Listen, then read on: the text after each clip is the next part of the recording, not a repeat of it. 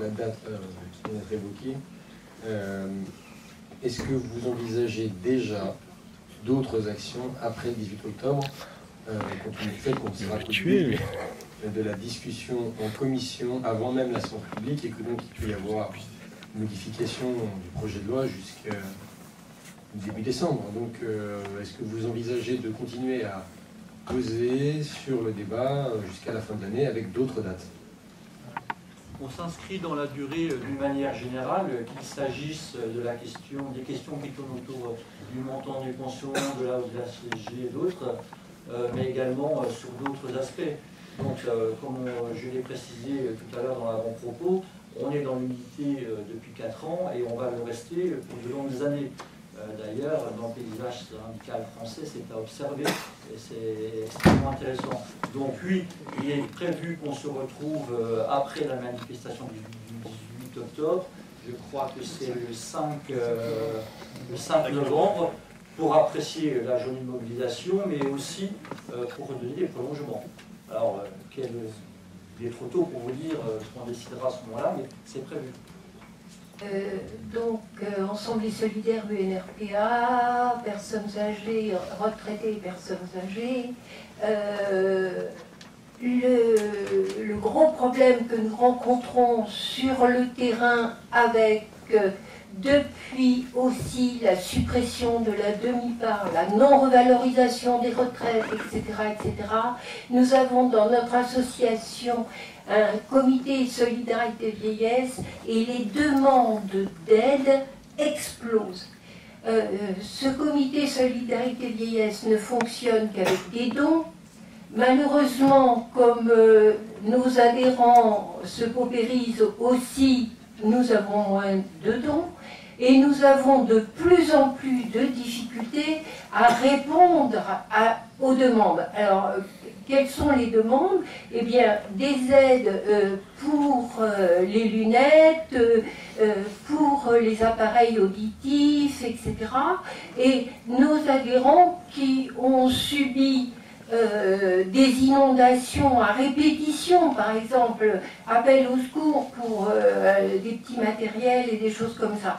Alors, bien sûr, nous adhérons complètement à tout ce qui a été dit par nos camarades, et l'avenir fait très très peur.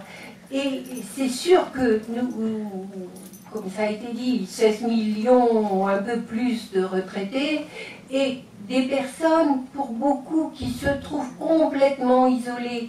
Et là, on a beaucoup de difficultés à venir en aide.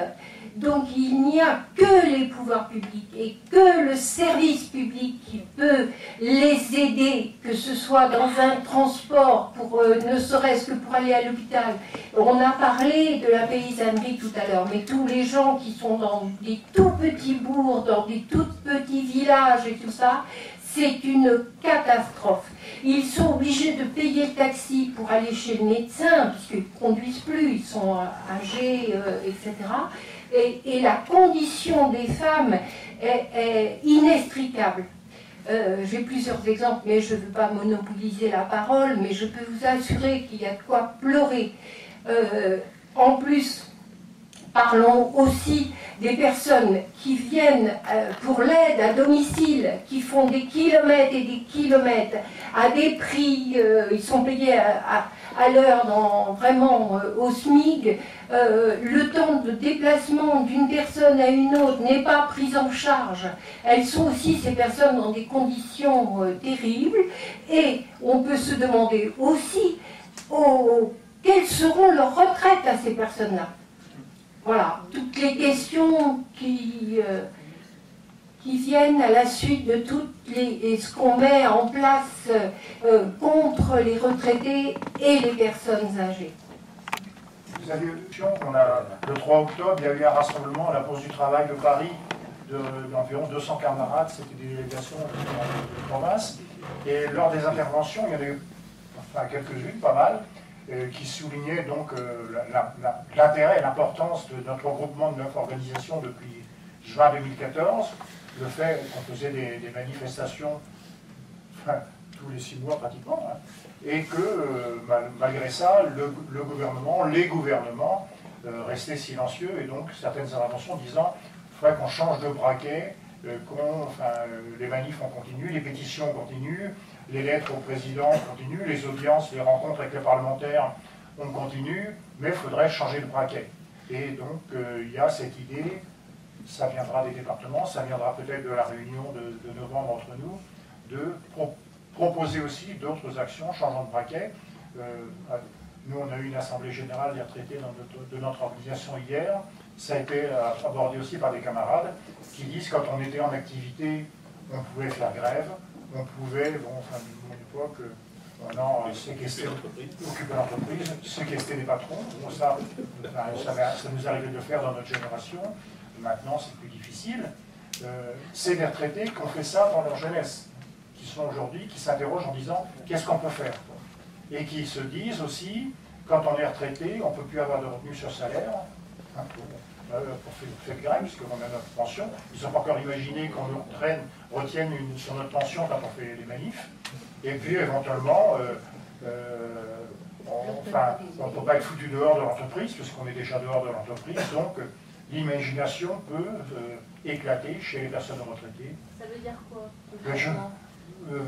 Ça veut dire que, peut-être vous l'avez lu la remontée, des camarades à Mâcon, l'intersyndicale des 9, a décidé, c'est pas grand-chose, mais il y a un pont qui franchit la Saône, c'est le pont le plus important sur la ville de Mâcon.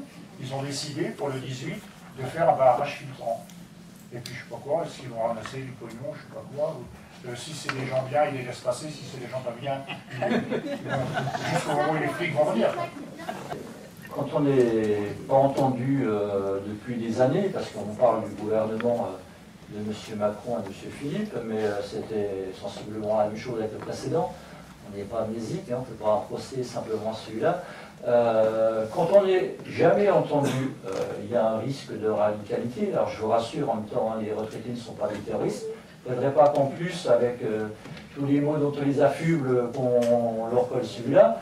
Mais effectivement, il y a cette volonté qui ne se dément pas et qui prend de l'ampleur de regarder quels moyens on va employer pour se faire entendre. Il faut bien comprendre que c'est une vague de fond.